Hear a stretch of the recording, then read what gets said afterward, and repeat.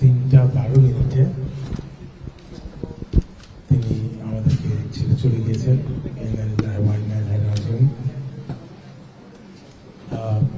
শেষ 2-3টা দিন আমরা 2রা অক্টোবর আমার বাবা অনেক সকাল থেকে রাত্রি থেকেই গভীর রাত থেকে অসুস্থ ছিলেন। আমরা কয়েকবার ওনাকে হাসপাতালে নিয়ে আসার চেষ্টা করেছি, বিশেষ করে আমাদের প্রিন্সিপাল সাহেব এবং অন্যান্য ডাক্তার সাহেবরা। উনি আসলে হাসপাতালে আসতে রাজি ছিলেন না।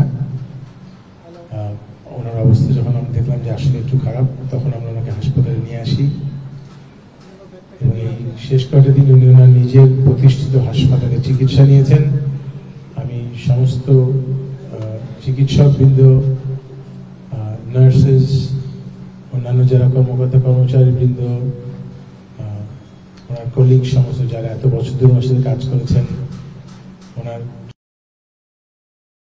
সেভাবে বেঁচে এসেছে, তাকে তার পাশে থেকেছে। আমি আন্তরিকভাবে দুঃখিত, বিশেষ করে ডাক্তার সাহেবদেরকে গত 3টা দিন অনেক কষ্ট করতে হয়েছে। বিকজ বিশ্বজি সাহেব ডাক্তার হিসেবে বাংলাদেশের সেরা, রোগী হিসেবে একটু কঠিন।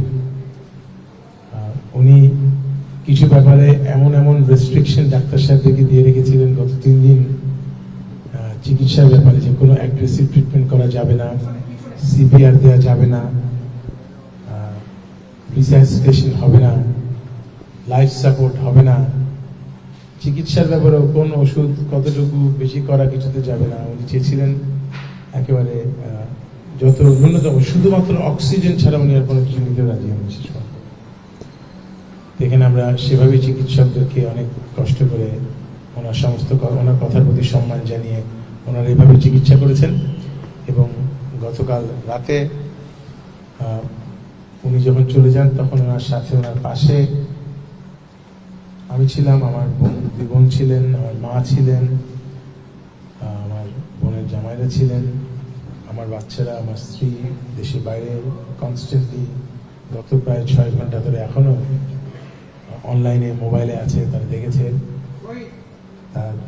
আমার বাচ্চারা তার দাদার কানে কানে টেলিফোনে কথা বলেছে, সমস্ত তার ভাই বোন, তার এমনকি আমাদের ছাত্রীরা পর্যন্ত রাত জেগে তার পাশে।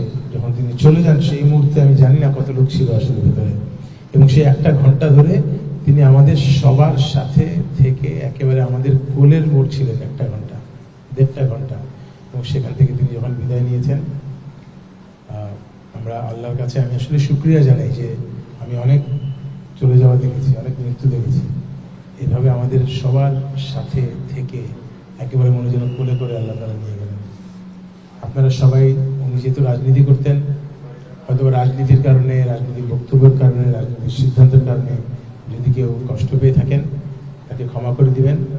যারা তাকে চিনেন, যারা কাছে থেকে দেখেছেন, আজকে অন্য কিছু বলার সময় নয়। রাজনীতিবিদ, ডাক্তার কিছু না, মানুষ হিসেবে ডক্টর বদরুদ্দোজা চৌধুরী কেমন ছিলেন, সেই বিবেচনায় আপনারা দয়া করে তাকে ক্ষমা করে দিবেন এবং তার জন্য দোয়া করবেন, এবং তিনি যেন আল্লাহ তাআলা যেন তাকে শান্তিতে রাখেন। চিকিৎসকরা যারা একসাথে কাজ করেছেন, আপনারা, ছাত্রীরা, আজকে সেসব অনেক বড় ছাত্রীরা বড় ডাক্তার হয়ে গিয়েছেন। যদি কেউ মনে কষ্ট হয়ে থাকে তার কাছ থেকে কোনো কারণে, তাকে ক্ষমা করে দিবেন। যদি তার কাছে কোনো দেনা পাওনা থাকে, দয়া করে আমাদেরকে বলবেন। আমার জানা মতে আমার বাবার জীবনে কোনোদিন একটা ব্যাংক লোনও ছিল না, আমি ব্যবসায়ী মানুষ না। তারপরও যদি কারো কাছে দেনা পাওনা থাকে, দয়া করে আমাদেরকে জানাবেন। আমাদের প্রতিষ্ঠানের প্রিন্সিপাল সাহেব আছেন, ডিরেক্টর সাহেব আছে, আমাদেরকে বলবেন। আর আপনারা সবাই আমার বাবার জন্য দোয়া করবেন, যাতে করে